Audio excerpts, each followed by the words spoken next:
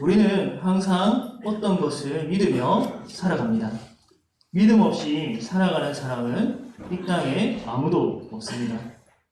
우리가 버스를 탈 때 그 기사분이 버스를 운행할 줄 아는 증명된 사람이라는 믿음이 있기 때문에 합니다. 식당에서 음식을 먹을 때도 독이 들어있지 않다는 기본적인 믿음을 전제로 하고 먹습니다. 이러한 믿음은 어떻게 생깁니까?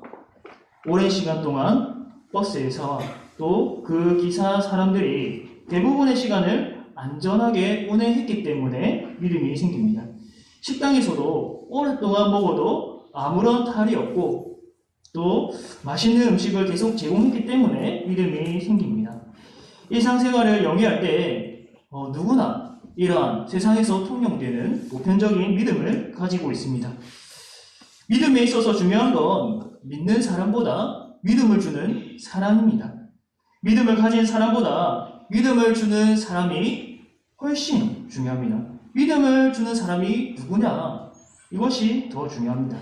예를 들면 사기 전력이 많이 있는 사람의 말을 믿을 수 있는가? 돈을 빌려주면 2배, 3배로 내가 돌려주겠다. 그러니까 돈을 빌려달라 라고 하는 이 사기 전력이 있는 사람의 말을 믿을 수 있을까요? 이러한 사람을 믿는 건 어리석은 일입니다. 믿음을 주는 사람이 아닙니다. 그런데도 그가 어떤 사람인지 파악하지 못하고 그 사람의 내면을, 본질을 깨닫지 못하고 두rum술하게 또 순진하게 철석같이 믿는 사람은 어떻게 될까요? 그 열심히 믿은 믿음에 대한 보상을 받을 수 있을까요? 이러한 사실은 예수님을 향한 우리의 영적인 믿음에도 적용됩니다. 예수님을 향한 믿음에 있어서 중요한 건 무엇일까요? 앞서 드린 말씀에 비춰보면 내 믿음의 여신보다 예수님이 어떠한 분인지 아는 것이 훨씬 중요합니다. 믿음이란 항상 대상을 향해 있습니다. 대상 없는 믿음이란 없습니다. 허공에 있는 믿음이란 없습니다. 반드시 무언가를 바라보고 믿습니다. 그것이 참이든 거짓이든 실제이든 상상이든 무언가를 바라보고 믿는다는 것입니다. 따라서 믿음에서 가장 중요한 것은 열심이 아닙니다. 무조건 믿습니다가 좋은 태도가 아닙니다. 믿는 바, 그 대상을 알아가고 똑바로 바라보는 것이 훨씬 더 중요합니다. 믿음이 향하는 대상, 그 본질을 깨닫고 난 이후에 참된 믿음과 열심이 거기로부터 나올 수 있습니다. 본질에서 벗어난 믿음은 오히려 독이 됩니다. 예수님을 상상해서 자기가 그래서 믿게 된다면 그 믿음이 참이라 할 수 있을까요? 그 삶에서 그리스도의 사랑이 나타날까요? 이런 의미에서 설교란 믿음의 대상이 되시는 분을 보여주는 행위입니다. 말씀을 통해서 자신을 계시하시는 하나님, 더 나아가서 말씀으로서 우리 가운데 오신 예수님, 이 예수님을 선포하고 또 나타내는 일이 바로 설교입니다. 예수 그리스도는 말씀을 통해서 깨닫고 볼 수 있습니다. 비록 현재 우리 육신의 눈으로는 볼 수 없지만 말씀을 통해서 믿음으로 우리는 볼 수 있습니다. 오직 성령이 말씀을 통해서 깨닫게 하셔야만 그리스도를 아는 지식이 우리에게 주어집니다. 그분이 누구이기에 우리를 구원할 만하며 그분이 누구이기에 우리로 하여금 흔들리지 않는 영원한 소망을 갖게 하시는가?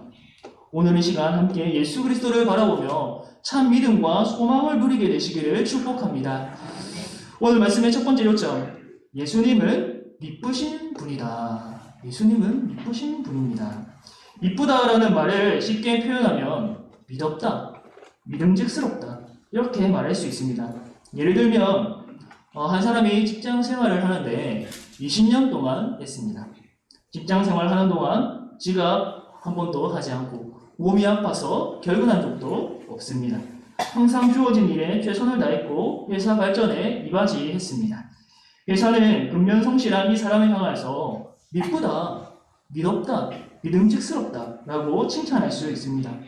마찬가지로 성경에서 기록된 예수님의 모습을 볼 때 우리는 믿었다, 믿음직스럽다, 미쁘다 라고 말할 수 있습니다. 역시 예수님이 하신 말씀은 진리시구나, 약속하신 것은 반드시 지키시는 분이구나 라고 말할 수 있게 됩니다. 오늘 본문을 보면 예수님께서는 대제사장이었던 안나스에게 끌려가게 됩니다. 본문의 시점에서 대제사장직을 수행하는 사람은 가야바라는 사람입니다. 그런데 여기에서 등장하는 대제사장은 안나스인데요. 안나스는 가야바의 장인이고 가야바 이전에 대제사장직을 수행했던 사람입니다. 안나스는 대제사장에서 은퇴했지만 여전히 그렇게 대우받으며 사람들에게 은퇴한 사람으로서 영향력을 행사하던 사람이었습니다. 그래서 오늘 본문에서도 대제사장이다라고 칭해지고 있습니다. 예수님은 이 안나스에게로 끌려오게 됩니다. 그런데 본문 15절을 보면 예수님이 끌려갈 당시에 누가 따라왔는데요. 15절에 보면 시몬 베드로와 또 다른 제자 한 사람이 예수를 따르니 이제는 대제사장과 아는 사람이라 예수와 함께 대제사장 집들에 들어가고, 예수님을 뒤에서 따라간 자는 바로 베드로와 또 다른 제자 한 사람인데요. 이 또 다른 제자 한 사람, 이름이 명시적으로 나와 있지 않습니다. 그런데 이 요한복음을 기록한 사도 요한일 가능성이 제일 높습니다. 어쨌든지 두 사람의 제자가 나오는데 중요한 것은 베드로입니다. 여기서 중요한 건 베드로입니다. 이때 요종이 베드로에게 이렇게 물었습니다. 너도 이 사람의 제자 중 하나가 아니냐? 너도 이 예수의 제자가 아니냐라고 물었습니다. 이때 베드로가 어떻게 대답했습니까? 간단하게 말했죠. 나는 아니라. 나는 아니라. 여러분, 베드로는 왜 예수님을 이렇게 쉽게 부인했을까요? 그 이유는 앞서 예수님이 끌려오는 과정에서 베드로가 이 말고라고 하는 이름의 대제사장의 종의 귀를 배웠기 때문입니다.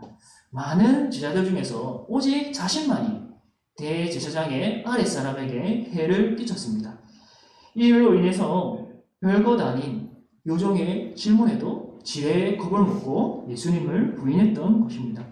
그리고 여러분들이 잘 아시다시피 베드로는 한 번만 부인한 것이 아닙니다. 총 3번이나 부인했습니다. 25절에서 27절까지를 보면 베드로가 2번 더 부인하고 있습니다. 25절 말씀입니다.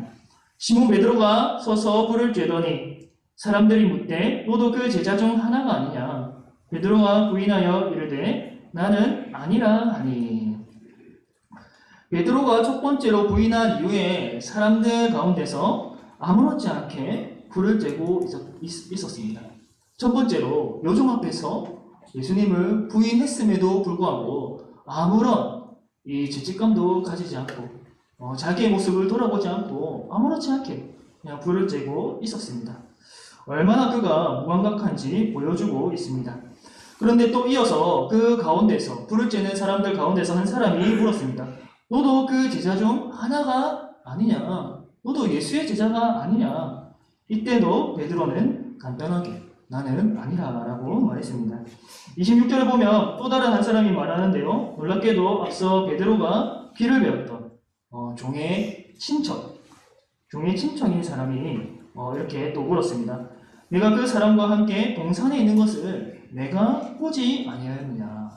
이 사람은 직접 동산에서 예수님과 함께 있는 것을 보았다고 했습니다. 그럼에도 베드로는 또 부인했습니다. 총 3번 부인하자 곧바로 닭이 울었다고 합니다. 여러분, 예수님은 요한복음 13장에서 베드로가 부인할 것을 이미 다 알고 계셨습니다.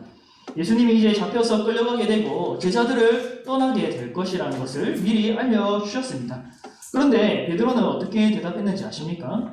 주여, 내가 지금은 어찌하여 따라갈 수 없나이까? 주를 위하여 내 목숨을 버리겠나이다. 주님, 내가 어찌하여 주님을 따라갈 수 없다는 말입니까? 다른 사람은 다 버려도 저는 주님을 끝까지 따르겠습니다. 내 목숨까지도 버리겠습니다. 이렇게 말했습니다. 여러분, 얼마나 감동적인 말입니까? 제자가 주님을 따라 끝까지 따라가고 자기 목숨까지도 내어놓겠다고 말하고 있습니다. 여러분, 우리도 이러한 베드로를 본받아야 하지 않을까요? 역시 제자들 중에 베드로가 최고다라고 말해야 하지 않을까요? 그런데 여러분, 이어지는 예수님의 대답이 우리의 예상을 훨씬 뛰어넘습니다. 요한복음 13장 38절 말씀 우리 함께 읽어보겠습니다. 시작! 예수께서 대답하시되 내가 나를 위하여 내 목숨을 버리겠느냐? 내가 진실로 진실로 내게 이르노니 다 울기 전에 내가 3번 나를 부인하리라. 예수님은 베드로의 이런 감동적인 말, 각오에 전혀 감동받지 않으셨습니다. 왜냐하면 베드로가 죄인이라는 것을 꿰뚫어 보고 계셨기 때문입니다. 베드로가 얼마나 연약한지, 그의 마음이 얼마나 거짓된지, 그래서 그의 말이 얼마나 허풍인지 예수님은 알고 계셨습니다. 그리하여서 결국 베드로의 저 말은 이루어지지 아니하고 실패할 것이다. 이를 미리 내다보셨습니다. 베드로가 부인하는 사건이 우리에게 주는 귀한 가르침이 있습니다. 사람의 힘으로는 예수님을 믿고 따라갈 수 없다. 자기 능력으로는 예수님을 믿고 따라갈 수 없다. 인간적인 열심으로는 하나님을 섬길 수 없다. 베드로는 누구보다 열정적으로 예수님을 따라갔지만 한낱 요정 앞에서 예수님을 부인했습니다. 여자여서 그를 힘으로 이길 수도 없고 또 권력도 없음에도 불구하고 대제사장에 계속한 요정이라는 그 이유 하나만으로 벌벌벌 떨면서 예수님을 부인했습니다. 베드로가 여러분 총 3번 부인했지만 닭이 아마도 울지 않았다면 100번, 1000번, 10,000번도 예수님을 부인했을 것입니다. 즉 그가 가진 심성과 능력으로는 제자로서의 삶을 감당할 수 없다는 말입니다. 베드로는 완전히 실패했습니다. 반면에 여러분 예수님은 베드로와 달랐습니다. 예수님은 대제사장 안나스의 신문에 결코 부인하지 않으셨습니다. 오히려 아주 당당했습니다. 19절에 보면 안나스가 예수님에게 2가지를 질문했습니다. 예수님의 제자들과 예수님의 교훈에 대해서 물었습니다. 안나스가 이렇게 질문한 건 예수님이 거짓 선지자로서 정죄하기 위함이었습니다. 예수님을 따르는 제자들과 많은 무리가 생겨났죠. 안나스는 예수님께서 그들을 거짓으로 미혹하여, 거짓 교훈으로 미혹하여 선동한 죄가 있다고 생각했습니다. 그래서 제자들과 또 예수님의 교훈에 대해서 물었습니다. 예수님께서는 잘못 대답하시게 되면 거짓 선지자로 정죄당하게 생겼습니다. 그런데 예수님께서 20절과 21절에 이렇게 대답하십니다. 우리 20절과 21절 말씀 함께 읽어보겠습니다. 시작! 예수께서 대답하시되 내가 드러내놓고 세상에 말하였노라. 모든 유대인들이 모이는 회당과 성전에서 항상 가르쳤고 은밀하게는 아무것도 말하지 아니하였거늘 어찌하여 내게 묻느냐? 내가 무슨 말을 하였는지 들은 자들에게 물어보라. 그들이 내가 하던 말을 아느니라. 아멘. 예수님은 단 한 번도 숨어서 가르친 적이 없으십니다. 많은 사람들이 모이는 회당과 성전에서 항상 가르치셨습니다. 당당하게, 떳떳하게 가르치셨습니다. 이렇게 말씀하시고선 오히려 대제사장 안나스를 책망합니다. 어찌하여 내게 묻느냐? 나는 항상 많은 사람들 앞에서 공개적으로 말씀을 전하고 가르쳤다. 그들에게 물어보면 내가 하는 말을 다 알 것이다. 이 말의 뉘앙스를 보면 너는 왜 아직까지도 내 가르침을 모르느냐? 내 가르침이 진작에 너의 귀에 들렸을 텐데 너는 왜 관심을 가지고 귀를 기울이지 않았느냐? 이렇게 나무라시는 것 같습니다. 예수님이 이렇게 당당하게 말씀하시고 오히려 안나스를 책망하시는 듯한 말을 하니까 이 안나스의 아랫사람이 예수님의 따귀를 때렸습니다. 감히 대제사장에게 이같이 대답하느냐? 네가 뭔데 대제사장에게 이렇게 책망하듯이 말하느냐? 예수님의 대답을 굉장히 무례하게 생각해서 아랫사람이 예수님의 나귀를 때렸습니다. 이처럼 예수님은 자신의 제자들과 또 자신이 가르치셨던 말씀에 관하여서 단 하나도, 한 번도 부인하지 않으셨습니다. 전혀 두려워하지 않고 대제사장 앞에서 떳떳하셨습니다. 베드로는 연약했지만 예수님은 온전하셨습니다. 베드로는 거짓말했지만 예수님은 진실하셨습니다. 베드로는 인간적인 열심으로 큰 소리 쳤지만 실패했습니다. 그러나 예수님은 하나님의 열심으로 끝까지 아버지께서 맡기신 일을 완성해 가십니다. 베드로는 거듭 부인했지만 예수님은 결코 자기를 부인하지 않으셨습니다. 예수님이 처음 잡히실 때도 자기를 부인하지 않으셨습니다. 요한복음 18장 5절에 이렇게 기록되어 있습니다. 우리 함께 읽어보도록 하겠습니다. 18장 5절 시작. 대답하되 나사렛 예수라 하거늘 이르시되 내가 그니라 하시니라. 그를 파는 유다도 그들과 함께 섰더라. 내가 그니라. 헬라어로 에고 에이미라고 합니다. 요한복음에서 아주 많이 등장하는 단어입니다. 나는 선한 목자다 할 때도 에고 에이미라고 하시고, 나는 생명의 떡이다 라고 할 때도 에고 에이미라고 하시면서 말씀하셨습니다. 자기가 예수냐, 나사렛 예수냐 라고 할 때에 내가 그다 라고 말씀하셨습니다. 에고 에이미. 그런데 베드로가 부인할 때 나는 아니라 라고 했는데 헬라어로 우크 에이미라고 합니다.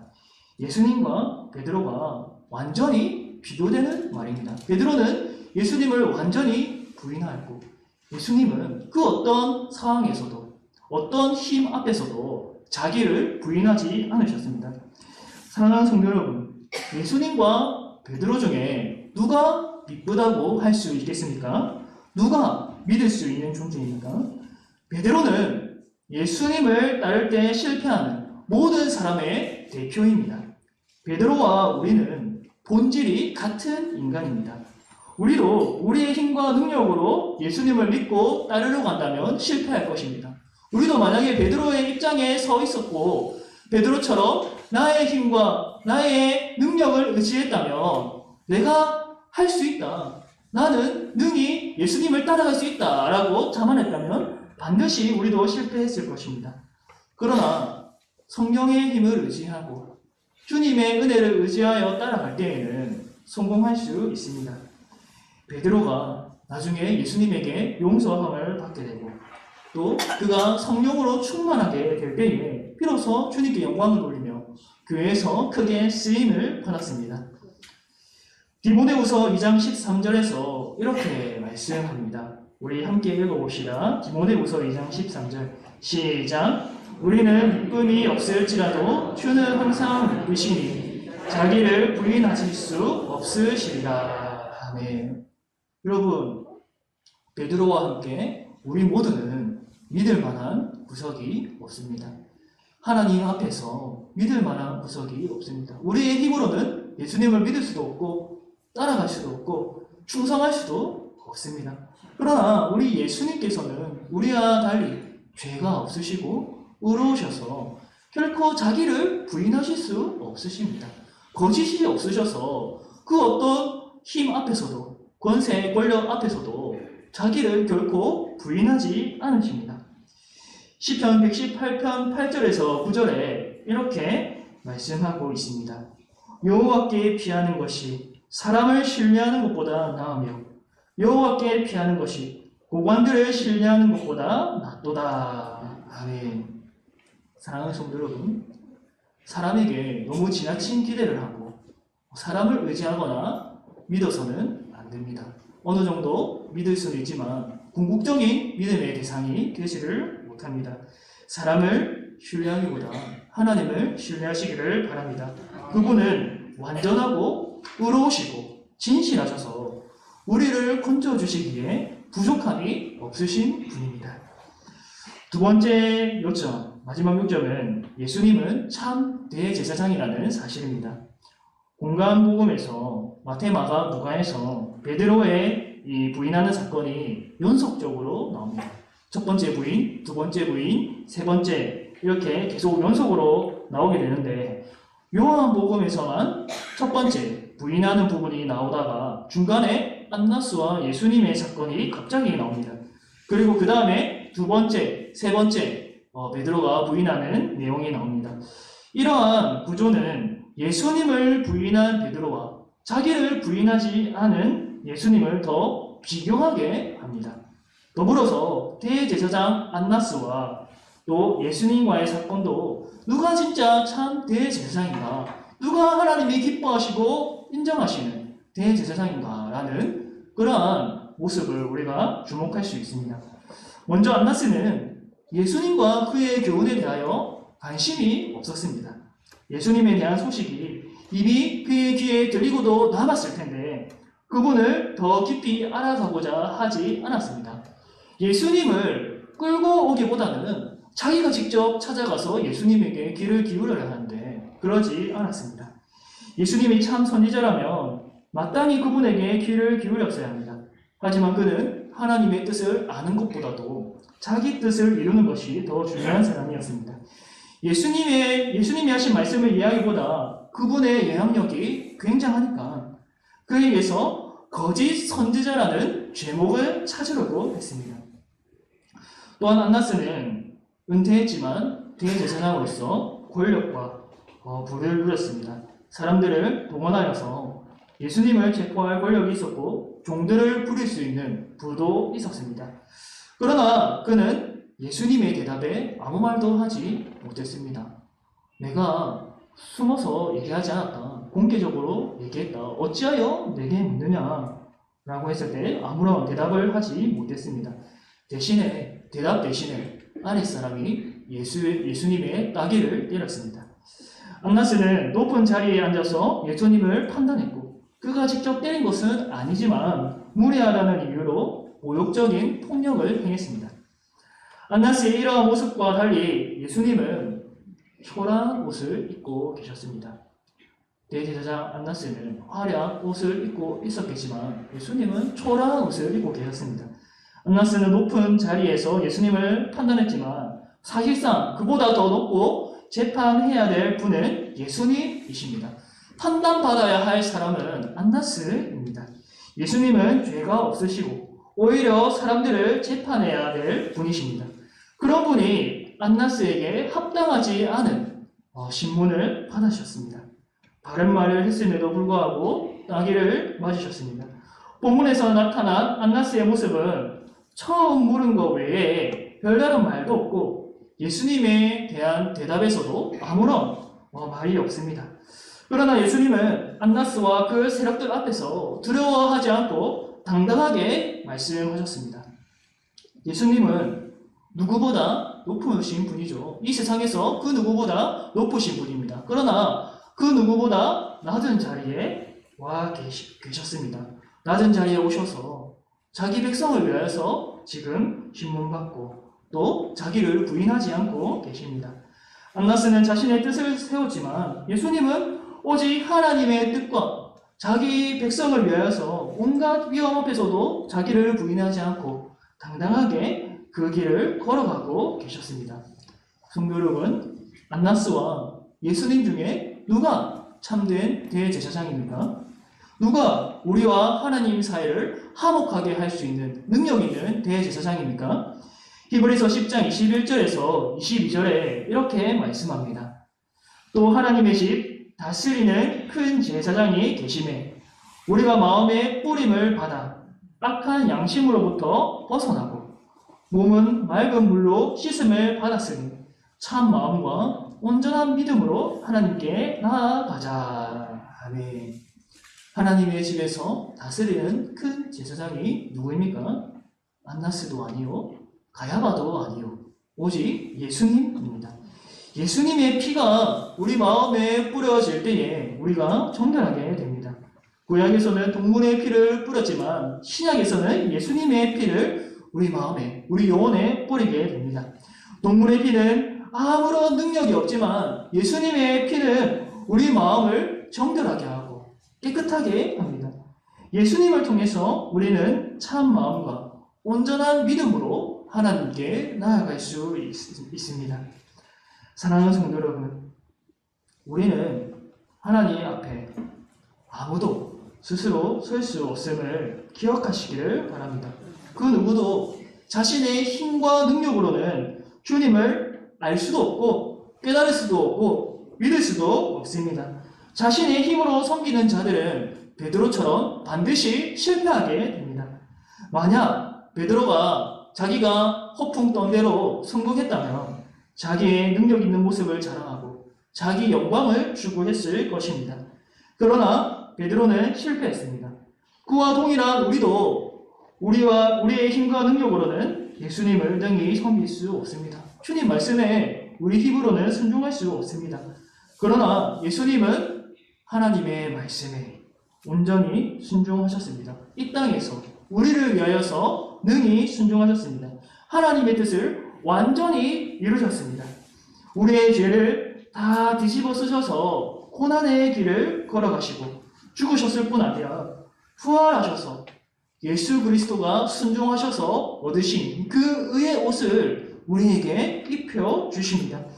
우리가 하나님 앞에 이렇게 담대하게 나아갈 수 있는 이유는 자기를 부인하지 않은, 끝까지 자기를 부인하지 않은 예수 그리스도께서 우리의 대제사장이 되시기 때문입니다. 미쁘신 우리의 참 제사장, 지금도 위에 계셔서 우리를 위하여 기도하시는 대제사장, 참 중보자를 신뢰함으로써 늘 승리하며 참된 예배와 참된 순종으로 나아가시기를 바랍니다.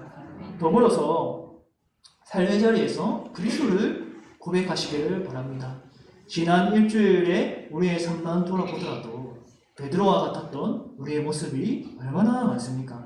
날마다 주님을 의지하지 않냐고, 하루의 시작과 끝에 순간순간마다 주님을 의지하지 않냐고 내 힘으로, 내 능력으로 그렇게 살아왔던 모습이 시간이 얼마나 많습니까? 주님께 맡기지 아니하고 주님의 능력을 신뢰하기보다 내가 할 수 있다, 저 사람이 나를 도와줄 것이다, 그렇게 사람을 의지하고 재물을 의지하고 그랬던 나의 모습이 있지 않습니까? 그러나 그러한 모습들은 결국 실패로 끝나게 됨을 우리가 다 잘 알고 있습니다. 그리스도 안에서 성령을 힘입어 주를 고백하며 그분을 닮아가시기를 바랍니다. 온전하고 진실하고 정결하고 하나님의 뜻을 이루어가는 예수님처럼, 그러한 예수님을 따르는 참된 제자가 다 되시기를 주님의 이름으로 축복합니다.